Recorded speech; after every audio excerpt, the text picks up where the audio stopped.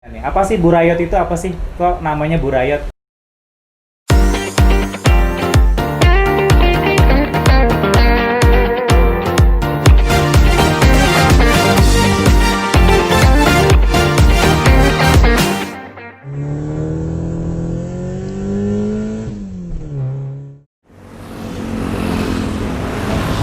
Hai, Assalamualaikum warahmatullahi wabarakatuh. Saya Faisal Ramli, masih di Bedah Lapak. Hari ini spesial banget teman-teman, saya lagi di kota Garut yang dingin banget, yang banyak banget tempat wisatanya, yang nggak habis-habis, yang ngangenin banget, pengen balik lagi.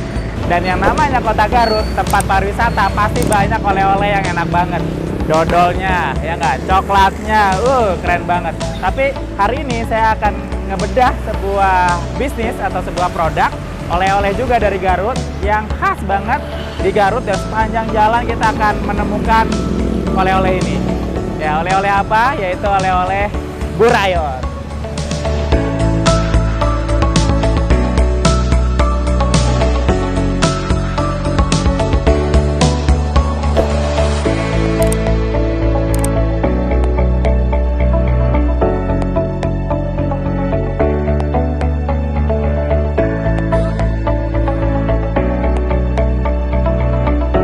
Ya teman-teman semua, lagi di Burayot ya, dan ini kita langsung ketemu ownernya. Kita akan kupas tuntas tentang Burayot Simadu ya. Burayot Simadu, sejak kapan sih dibukanya, terus apa sih Burayot itu? Aduh, aku juga masih asing kan, nyebut Burayotnya juga masih asing, tapi kok penasaran, di sepanjang jalan Garut kok Burayot, terus ini apa sih? Dan pengen banget dong tahu cerita kisah ngebangunnya Burayot yang katanya ditulis dari tahun berapa? 1993. Ya, nanti kita akan tanya langsung ke ownernya, dan mudah-mudahan jadi pembelajaran juga buat teman-teman semua yang bisnis oleh-oleh terutama ya. Kita tanya langsung. Pertama nih, Kang Sahrizal dan Bu Farida. Masih muda kelihatannya, tapi udah punya banyak outlet ya sepanjang jalan Garut. Burayot Simadu ini udah banyak banget dan selalu rame pembelinya. Kita langsung tanya nih, apa sih Burayot itu apa sih? Kok namanya Burayot, Kang Sahrizal? Burayot itu sebetulnya asalnya dari kata Sunda. Oh, Sunda. Kalau dialihkan bahasa Indonesia itu menggantung. Menggantung. Karena Oh. ngagayot, akhirnya Burayot gitu. Burayot karena apa tadi? Ngagayot. Ngagayot. Menggantung. Mukanya kayak gitu ya, apa bentuk kuenya tuh gantung. Jadi itu emang bahasa Sunda. Iyalah, masa bahasa Betawi di Garut. Terus Burayot ini emang asli Garut banget. Asli Garut. Daerah mana utamanya? Dari Leles, Tangkuang. Oh, nggak tahu lah ya saya. Situ Teman-teman juga nggak Lebih tahu. dekat dari sini. Deket malah sini ya. Oke, emang udah dari nenek moyang apa gimana? Kalau dulu sekilas saya dengar dari cerita orang tua, jadi Burayot itu dia bikinnya nggak sengaja.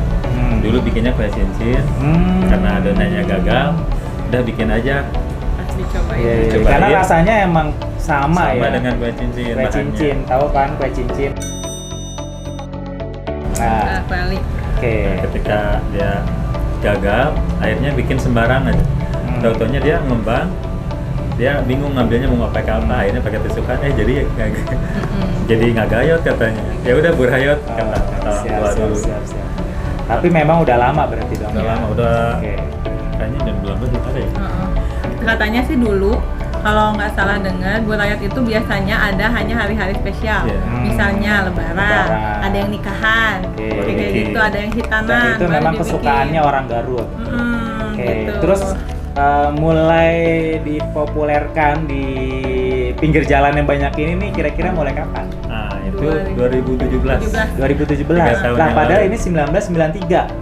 Nah, ini gimana? Sebelumnya emang di mana? 1903 itu ibu yang bikin. Oke. Jadi kita belajar dari ibu juga. Oke. Kalau ibu dari nenek. Ya.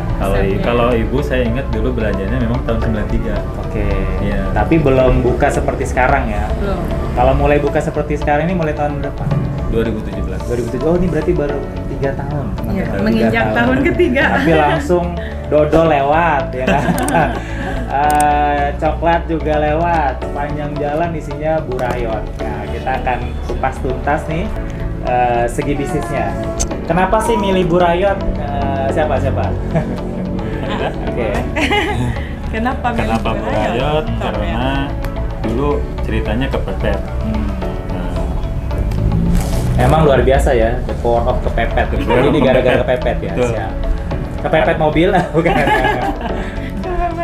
Karena kan sudah 7 tahun di kuliner ini, Oke. Pak, goreng tempe. Oh, sebelumnya oleh-oleh juga. Oleh juga selama 7 tahun di Tasik, yang seperti ceritain soal angkos ya. Habis itu kita nggak ada ide lagi, mau bangkit lagi, kenapa kita nggak cobain Burayot aja gitu. Dulu pertamanya di Tasik sebetulnya. Iya. Setahun di Tasik bagus, karena bukan tempatnya oleh-oleh. Ya kita udah pergi lagi ke Garut, Garut. karena memang Garut tempatnya. Iya. Oke. Dan konsepnya kita ambil konsep dadakan. Dadakan. Itu juga inspirasinya dari goreng tempe. Dari goreng Itu tempe. waktu 7 tahun goreng tempe itu ngedadak ngegoreng di situ. Jadi orang bisa lihat, oh ini tempe fresh gitu kan ya. Nah kenapa enggak buat juga gitu. Awalnya banyak yang keluarga ada yang nentang juga ya. Ribet karena kan memang Burayot itu terbuat dari tepung beras. Itu berasnya harus direndam dulu semalaman. Habis itu ditiriskan beberapa jam baru digiling. Nah habis itu kayak itu yang di depan gulanya diencerin dulu. Itu harus ditunda dulu sampai dingin coach, belum langsung digabung sama tepung. Habis itu baru digabung, baru udah jadi adonan. Nah gitu kan, awalnya gitu ribet bikin Burayot mah gitu kan ya, belum nanti gorengnya satu-satu. Awalnya banyak yang nentang dari keluarga. Cuma ya modal kepepet itu saya nggak punya penghasilan, harus ada yang masuk gitu kan ya istilahnya. Akhirnya ya udah uang 2 juta ya awalnya ya. Iya. Beli kompor, Catat ya, modal 2 juta. beli kompor, bikin meja, beli gas ya itu tuh ya bahan, beli gula sama tepung. Jualan deh waktu itu. Jualan ini juga pakai roda dulu, dorong-dorong sendiri. Dorong roda sendiri. Belum nyewa kios seperti ini ya. Belum, di Tasik tuh belum. Di Makanya- Garut ini Burayot Madu ini perintis bisa dibilang gitu. Perintis dadakan di Dan depan. dadakan di pinggir jalan. Oh, di pinggir jalan, dadakan artinya digoreng pas orang beli memang baru digoreng. Hmm. Oke. Kalau di pasar udah lama. Kalau pasar udah banyak, tapi Termasuk kalau saya kalau mau beli Burayot, Dulu saya ke ke pasar. pasar. Nah, dulu ke tapi pasar. yang di pinggir jalan jadi oleh-oleh itu Burayot Madu yang rintis ya. Ya, awalnya di depan SB Mart, SB Mart Gadung Ora. Nanti Oke, kita lewat. siap. Jadi yang namanya Burayot ini terkenal banget di Garut. Nah, ini perintisnya. Ya. Yang namanya perintis pasti punya pengalaman lebih ya. Punya pengalaman lebih, punya pengalaman operasionalnya yang lebih bagus sehingga hasilnya juga harusnya lebih bagus. Nah, apa bedanya Burayot Madu dengan Burayot yang lain? Mungkin dari segi kemasan ya, Kemasan. Oke, kemasannya kenapa lebih bagus? menurut kami ya. Oke, kemasannya lebih bagus. Terus apa lagi? Ya outletnya mungkin lebih banyak. Outletnya lebih banyak ya. Terus Oke. spanduknya memang lebih besar juga. Spanduknya lebih eye catching, emang kelihatan banget sih ya. Ya. Oke. Kalau rasa kita nggak pernah nyoba. Belum pernah nyoba Harusnya memang bersaing. dicoba ya. Oke, belum berani bandingin. Takut sakit hati. Tapi Dicontek orang soalnya. Ya. tapi kita dapat Ya, banyak cerita info dari dari konsumen. pelanggan yang coba Burayot yang lain. lain. Apa kata mereka apa? Ya ada yang bilang, kenapa ya di sana mah keras nah gitu.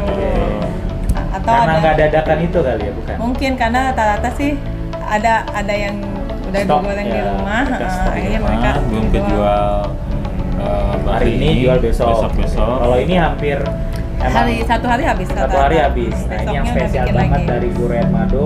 Beli hari ini karena produksi hari ini ya. Iya. Sumbernya hari ini. Oke. paling telat besok bisa Besoknya. dijual. Misalnya sore nih, yang kejual ada stok bisa dijual Iya. pagi-pagi gitu. Siap. Terus yang bikin saya penasaran nih teman-teman, ini masih muda. Umur berapa? 30 tahun. 30-an. Ya 31. 30 tahun. Tapi mau bisnis yang ribet begini kan, katanya tadi ribet. Emang ribet sih kelihatannya, nanti kita lihat ya di dapurnya. Emang ribet banget dan biasanya anak muda itu paling gak suka ribet-ribet. Nah, kok mau nih anak muda jalanin bisnis yang ribet? Ya, tadi katanya kepepet. Kepepet dari apa sih? Kepepet dari apa? Kepepet karena apa ya, Bu? Karena Apa nih biar pelajaran buat kita semua nih. Karena banyak ini ya apa? Hutang yang harus dibayar dulu. Iya. Bekas Iya. bangkrut di Tasik dulu. Yang bisnis tempe. Iya. Bisnis tempe bangkrut, ruginya berapa? 500 juta. 500 juta jualan tempe. Insya Allah jualan tempe rugi 500 juta, kepepet akhirnya buka Burayot modal 2 juta. Sebenarnya modalnya berarti bukan 2 juta, modalnya minus 498 juta. Ya, betul. Ya kan? Iya, betul. Berarti modalnya minus 498 juta. Nah ini luar biasa Masya nih. Allah. Dan sekarang kondisinya gimana Burayot? Insya Allah terus memperbaiki kekurangan. Insya Ya, Allah. masih terus ini 3 tahun sih ya, masih dalam, kalau bisnis tuh istilahnya masa forming forming kayaknya udah lewat, ini masa storming nih. Masa storming itu masa justru udah mulai nanjak, tapi di sini banyak ujian-ujian antara lanjut atau gagal gitu ya, karena godaan SDM biasanya, godaan kompetitor biasanya, dan biasanya emang nggak boleh ditinggal nih di fase ini. Butuh Belum bisa ditongkrongin ditinggal. banget, bener ya? Belum bisa ditinggal, iya, Masih betul. perlu ditongkrongin banget karena 3 tahun. Mungkin nanti kalau udah punya sistem bagus, nah bisa jalan-jalan, bisnis tetap jalan. Insya Allah. Mau Amin. dong bisnis Mau. seperti itu. Ya, Oke, ini saya masih penasaran ini apa ini? Kayaknya tuh, ini kelihatan banget ini ownernya pembelajar tuh, satu. Belum dibaca semua tapi. Yang penting udah ada senjatanya nih tuh, kami siap tempur. Tapi kayaknya masih bagus-bagus emang bukunya. Tapi memang namanya bisnis harus jadi pembelajar ya. Ilmu itu cahaya sukses, ini dahsyat. Ini apa nih? Ini kita kepoin ya. Ini pembukuan cash Tiap flow. Oh, ini tiap kesukaan outlet. saya nih. Ini ternyata udah ada laporan keuangannya. Boleh buka? Boleh. Oke, ini per cabang ya. Ya. Ini ada cabang 1, 2, 3, 4, 5, 6, 7, 8, 9, 10, 11. Cabangnya ada berapa sekarang? 14, cuma 14 memang yang cabang. aktif 3. Yang aktif 3 ya. Yang nggak aktif. Yang nggak aktif. Boleh buka ya. Nah ini laporannya kecatat semua walaupun manual, yang penting kecatat ya. Dan ini rapi banget. Tulisannya kebaca banget dan udah jelas nih, form-formnya udah jelas. Tinggal masukin Excel, rapi udah selesai. Tapi ini kayaknya baru cash flow ya. Ya, cash flow. Baru laporan arus kas, belum kelihatan laporan laba ruginya. Laba ruginya belum ada? Belum ketahuan dong untungnya berapa. Nebak-nebak aja. Nebak aja, iya ya. Kalau dari adonan yang kita buat itu udah ketahuan. Ketahuan. Realnya keuntungan belum Berapa ketahuan persennya ya. belum ya? 3 tahun. Minimal 100% ada. Tapi 100% baru nebak-nebakan ya. Iya. Iya, iya. Karena kalau di laporan keuangan tuh barang hilang, itu segala macam jadi ketahuan. Dan laba ruginya itu real yang bener-bener nyata di bisnis kita berapa. Berarti ini butuh pengembangan laporan keuangan ya. Niat belajar udah oke. Laporan keuangan kita coba nanti bantu cara bikin laporan laba rugi. Oh, kita nggak ada laba rugi, laba berkah. Laba berkah ya, laba berkah. Yang kedua neraca sama cash flow. Ya, ini kalau bisnis yang udah keren gini cabangnya 14, dirapiin laporan keuangannya, insya Allah bisa meluncur. Ini apa nih? Ini seru banget kelihatannya. Ini lebih sering dibuka daripada ini. Ini Iya, apa ini? kayaknya. Ini ya hasil catatan Harian yang harian. harus- Oke. Ini yang isi karyawan. Setiap karyawan laporannya di sini ya. Ya. Terus pindahin sini. Berarti ini yang rapi. Ini bulanan Oke. sih. Ini Leles mah baru mulai. Oke, yang terpenting sih kecatat teman-teman, karena banyak banget bisnis UMKM itu yang penting jualan, tapi tanpa ada pencatatan. Nah, kalau dengan pencatatan kayak gini, ini paling enggak kita tahu nih kondisi keuangan kita gimana, sehingga bisa nyusun strateginya seperti apa. Kapan sih kita perlu nambah cabang? Ya harus punya laporan keuangan. Kapan sih kita harus nambah karyawan? Kita harus punya laporan keuangan. Oke, mau dong belajar bareng-bareng Mau dong. beda lapak? Mau. Siap. Oke, berarti kita akan baik lagi kapan-kapan. Ini karena lagi mampir di Garut. Kalaupun nggak online bisa dong ya, kita belajar bareng online. Siap. Saya masih penasaran kenapa nggak tergoda bisnis lain? Kenapa masih di Burayot? Sebetulnya semenjak mulai 2017 itu kita udah sering coba coach. Waktu booming es kepal itu kita pernah jualan Ya. es kepal. Itu Kepal Milo. juga es kepal Milo. Itu alhamdulillah bertahan setahunan ya. Karena untungnya besar juga kan di es Ya. kepal. Habis es kepal rame takoyaki sama telur gulung kita juga coba. Terus kegoda apa kemarin tuh ya? Teh poci. Teh poci. Teh poci juga. Kalau Tapi tuh burayotnya masih buka. masih gitu. Memang ada. Nah, pada akhirnya ujung-ujungnya pas kita hitung lagi ternyata memang yang paling bisa menghasilkan dan diandalkan memang burayot Oke, gitu. siap. Ya pada ujungnya kita Balik lagi memilih ke fokus kandang. ya. Balik ke laptop. Lebih baik fokus aja gitu kembangin Oke, satu siap. gitu. Modalnya lebih kecil. Modal rendah, keuntungan besar. Resiko juga kecil. Iya. Burayot ini ya. Keuntungannya lumayan besar. Ya, siap. Iya, resiko buat apa ya? Basi atau apa juga kecil Karena cuma banget. satu item. Sebenarnya karena memang sudah dilahirkan, ditakdirkan jadi pengusaha burayot yang sukses insya Allah. Amin. Ya karena kalau semua pengusaha tergoda apa yang lagi in, nanti jadi bebek, bisnis bebek istilahnya kan ngikutin. Yang diikutin bangkrut kita bangkrut. Nah justru ini kalau gini udah keren nih, udah tersaring, udah terfilter dengan alam ya. Berarti bisnis yang lain udah dicoba-coba, baik lagi ke burayot. Nah, berarti insya Allah ini udah tanda dari Allah, burayot memang bisnis yang terbaik buat Amin, mudah-mudahan. Kang Sariza sama Bu Farida. Oke, kita ngomongin lagi mimpi besarnya mereka nih. Nah, apa sih dari burayot? Ayo monggo. Apa sih mimpi besar? Kalau gini deh gampangnya, kalau punya uang banyak dari burayot, mau buat apa? Kalau mimpi terbesar itu kita pengen Punya pesantren. punya pesantren Punya tahfiz. pesantren tahfiz. Oke. Pengen mengumrohkan keluarga. Umrohin keluarga, aminin ya sekalian nih biar buat amin juga buat yang aminin. Kalau Apalagi? ibu kenapa? Pengen lunasin. Utang berapa ya? Masih ada utangnya? Masih. Oke, boleh tahu berapa? 120 Sekitar ya. 100 ribu. Oh, udah keren dong. Utang 500 juta, 3 tahun ya. Tinggal 150 juta. Mudah-mudahan beres, kita doain ya segera ya, insya Allah ya. Berarti pengen rumah tahfiz ya, pesantren tahfiz. Yang kedua pengen umrohin keluarga, ya pengen beresin utang insya Allah nih. Nah itu kan mimpinya burayot nih ya. Nah terus kira-kira burayotnya mau diapain nih? Mau segede apa nih? Apa mau di Garut aja atau mau seperti apa? Atau ada pengembangan bisnis apa sih? Sepertinya kita ingin mengembangkan lebih besar itu di Bandung. Karena kan harga jual lebih tinggi. Terus masyarakat juga kan menengah ke atas. Kalau Bandung, saya lihat selama saya setahun di jualan di Bandung itu, ya orang nggak nawar gitu. Dengan harga Jadi kita lebih satu tahun setengah pulang pergi Garut Bandung kok setiap hari Minggu. Setiap hari Minggu. Hari Minggu Kakak Free Day buka dikirim tenda, lagi. nah goreng kita sendiri. Gitu setahun Dan bagus setengah. itu ya. Iya. Bagus ya. Oke. Itu kita jual satuan 2.000. Kalau di sini kan hitung satuan 1.500. Dan nggak ada yang nawar. Ya Nggak ada yang dibeli nawar. aja gitu 2.000. Ya, memang kalau saya lihat teman-teman dari sepanjang jalan ya, tadi Burayot itu terutama kan dia di sebelah jalur pulang ya pastinya ya. Kalau oleh-oleh pasti bukanya di jalur pulang. Karena beli oleh-oleh biasanya memang pas pulang, ya kan. Nah, Burayot tuh hampir semuanya di jalur pulang. Hampir semuanya. Nah, ini udah tepat banget sebenarnya strateginya. Tapi kalau saya lihat tadi kompetitornya tuh banyak banget, bahkan kalau saya hitung itu per 100 meter ada. 100 meter ada.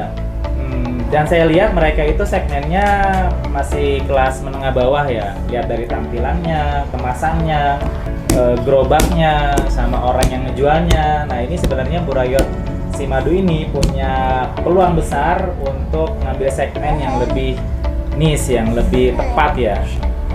Apakah memang Burayot Madu akan berkompetisi dengan yang lainnya atau mau punya segmen tersendiri nih ceritanya?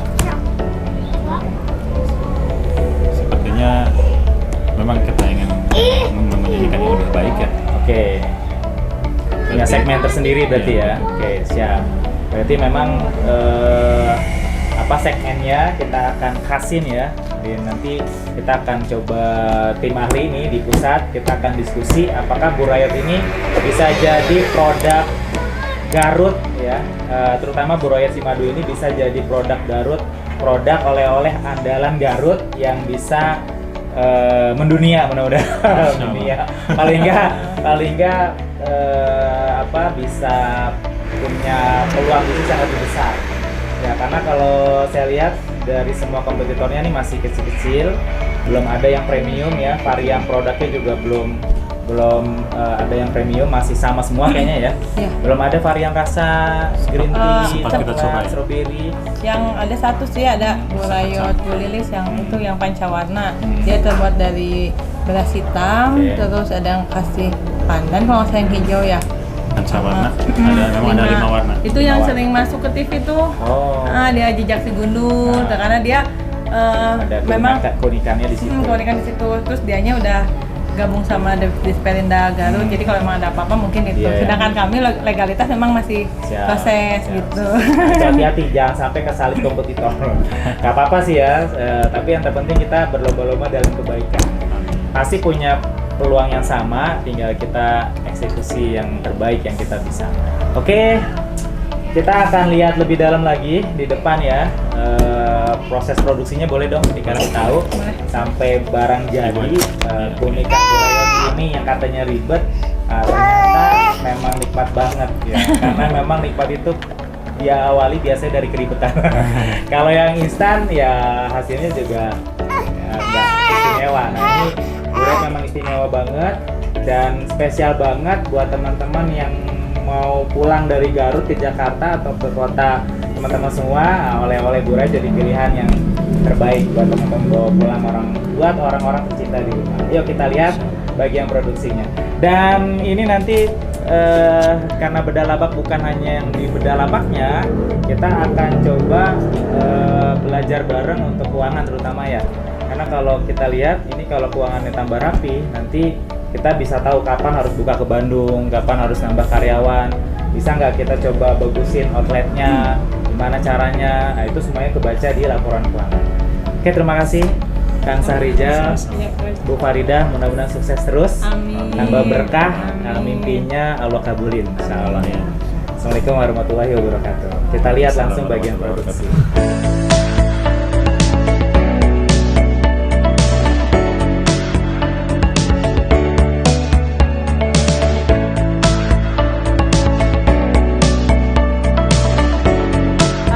Cabang yang buat Cimadu yang di sini adalah salah satu cabang yang dimana ada untuk produksi adonan, dari mulai adonan sampai ke dijual ke konsumen.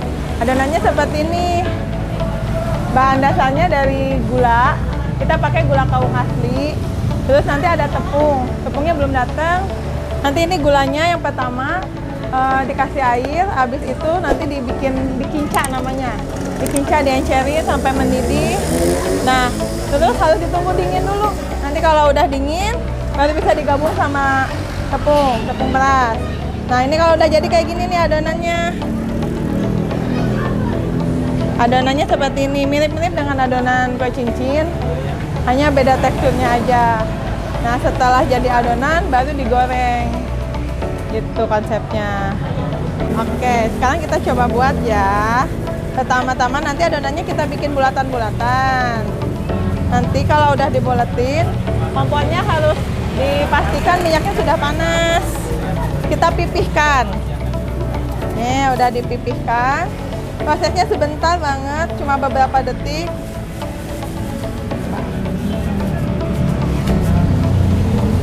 Habis dipipihkan, kita masukin ke dalam minyak. Nanti dia naik sendiri. Habis naik, kita balik sendiri. Terus kita tusuk.